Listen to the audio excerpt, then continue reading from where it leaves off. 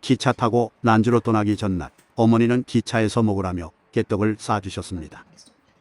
깨떡은 찹쌀 반죽에 단팥을 넣고 겉에 깨집으로 싼 쪄서 먹는 떡입니다. 심양역입니다. 방학이라 그런지 역 안에는 승객이 많았습니다. 녹색열차는 예전에는 등급이 제일 낮은 기차였는데 고속열차가 생긴 후로는 고속열차를 제외한 모든 등급의 열차를 녹색으로 바꿨습니다. 제 자리는 1호 라인의 3층입니다. 1층으로 끊고 싶었지만 매진돼서 끊지 못했습니다. 아래층의 침대 시트는 새 걸로 바꿨는데 제 자리는 새 걸로 바꿔주지 않은 게 티납니다. 그래서 저는 승무원 보고 시트를 달라 하고 직접 깔았습니다. 도중에 타는 승객들은 전 승객이 썼던 시트를 그대로 써야 합니다. 2층과 3층 침대에서는 앉아서도 고개를 들 수가 없습니다. 심양에서 난주까지 이 열차는 40시간 걸립니다. 비행기도 있는데 40시간이나 타고 가는 이유는 초원 풍경을 감상하기 위해서입니다. 열차가 출발하자 1층의 승객들은 카드놀이가 시작됐습니다. 모양은 카드지만 내용은 마작입니다.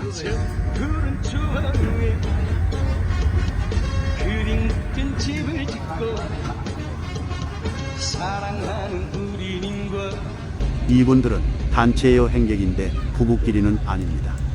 원래는 남자끼리만 카드놀이 했는데 여성 일행이 다가오더니 같이 놀아주지 않으면 다음부터는 같이 여행을 안 다닌다고 하여 어쩔 수 없이 받아줬습니다. 기차 안에서 파는 도시락입니다. 도시락을 한번 맛보고 싶었지만 어머니가 싸주신 깨떡이 30개나 돼서 한 끼에 5개씩 총 6끼를 깨떡만 먹어야만 했습니다.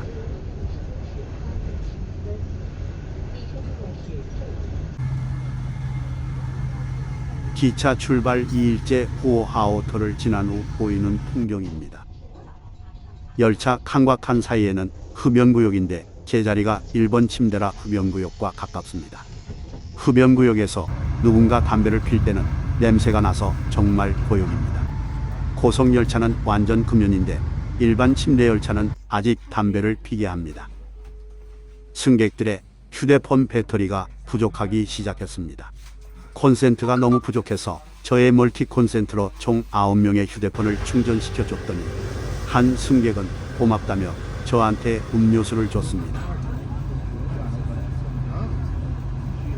이 강은 황하입니다. 3일째 새벽 5시에 난주에 도착했습니다. 지하철 첫 차는 6시 이후에 있기에 역 앞에서 모기에 물리며 1시간을 기다렸습니다. 난주에 오기 전에 지하철이 있는 줄은 몰랐습니다. 지하철 타고 도착한 곳은 렌터카 회사입니다. 스타렉스만한 7인승을 렌트하는데 비용은 하루에 700위안입니다. 차를 인계받고 대구에서 오시는 분들을 픽업하기 위해 난주공항으로 이동하였습니다. 대구 분들은 밤 8시에 도착하기에 공항 근처 호텔에서 쉬면서 기다리기로 했습니다. 난주 중천공항. 대구에서 오신 분은 총 5분인데 2분은 전에 저랑 황산에 갔었고 3분은 2019년도에 사천 동티벳을 같이 가신 적이 있습니다. 합류한 첫날은 시간이 늦어서 야시장에서 양꼬치 구이만 드시고 쉬었습니다. 다음 날은 문원까지 가서 유채꽃을 구경하고 문원 근처에서 숙박하려고 했습니다. 그런데 유채꽃은 때가 다 지나서 끝났고 문원에서의 숙박은 거절당했습니다. 인터넷에서는 외국인 숙박이 된다 하여 찾아갔지만 결국 경찰까지 불러와서 숙박이 안 되는 이유를 설명하며 감숙성 밀락현에 가서 숙박하라는 겁니다. 제 몸 상태가 안 좋았지만 어쩔 수 없이 밀락현에 가서 숙박하고 다음날 칠채산을 구경했습니다. 여기는 주천시에 있는 가역관입니다. 가역관은 장성 서쪽 끝이며 고대 실크로드에서 중원의 길목을 수호하는 군사역 중지였고 장안과 서역을 오가는 사신과 대상의 출입국 심사가 이뤄졌던 곳입니다. 가역관에서 8km 떨어진 천하제일돈을 구경하고 본항으로 이동하였습니다. 본항 명사산 근처 마을 주차장.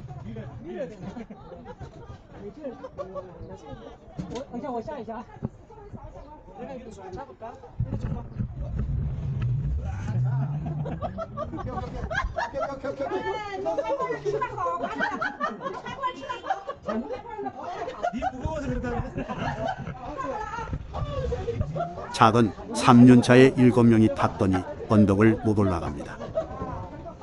오후에 늦게 들어가서 일몰을 보고 나오려고 했지만 주차장마다 차들이 다 차서 마을 주민들의 빈 땅에 돈을 내고 차를 세워야만 했습니다.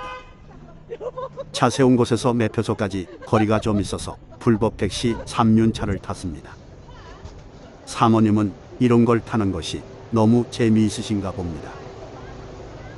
매표소에 도착했더니 표 끊는 사람도 엄청 많고 입장하는 줄도 너무 길어서 이날 들어가서 일몰 보는 것을 포기하고 다음날 새벽에 일출 보러 일찍 들어갔습니다.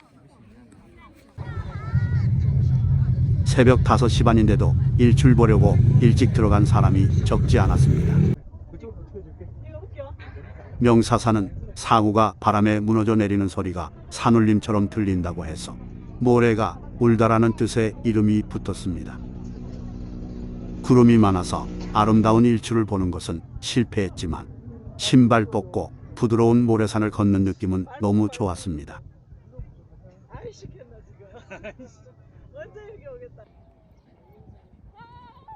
이것이 바로 초생달 모양의 월하천인데 2000년 동안 물이 마르지 않았다고 합니다.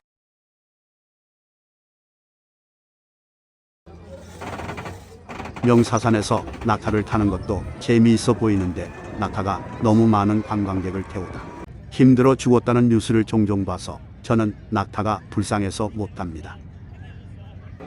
명사산에서 나온 뒤 대구분들은 막고구를 구경하고 저는 그냥 차에서 쉬었습니다.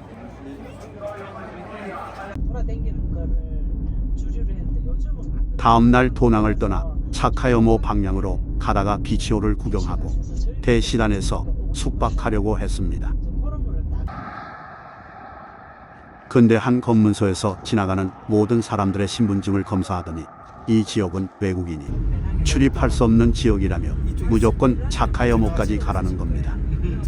그래서 결국은 이날 380km 달리려고 했다가 800km 이상을 달리려 하면서 타이어가 좀 찢어졌는데 터지지는 않았지만 안전을 위해 타이어를 교체했습니다. 선생님들이 도와주신 덕분에 빨리 교체했습니다.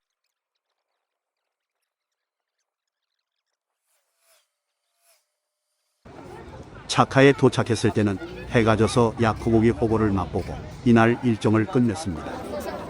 다음날 차카여모에 들어가려는데 사람이 너무 많았습니다. 이 조각상들은 소금으로 조각한 것이라 여모 입장료는 62안인데 호수 중간에 들어가려면 왕복 100위안 주고 미니 열차를 타야 합니다. 걸어 들어가도 되지만 멀어서 1시간 이상은 걸릴 것 같습니다. 호수 중앙에 도착해서 장화를 대여하는데도 줄을 서야 합니다. 신발을 먼저 넣어. 신발을 넣고 그 다음에 씌워. 차카는 티벳 말로 푸른 소금 바닷가라는 뜻입니다. 차카여모 해발은 3059m이며 약 10에서 13만 년 전에 호수의 물은 황하로 흘러들어갔는데 지각 변동으로 인해 내륙호로 변했습니다. 쌓여진 소금의 두께는 보통 4에서 10m이며 양은 4.4억 톤에 달한다고 합니다. 이날까지의 영상은 몸이 안 좋아서 많이 찍지 못해 아쉬움이 남습니다. 그래서 2024년도에 친구들과 함께 다시 한번 차카에 갈 계획입니다. 영상을 끝까지 봐주셔서 감사합니다.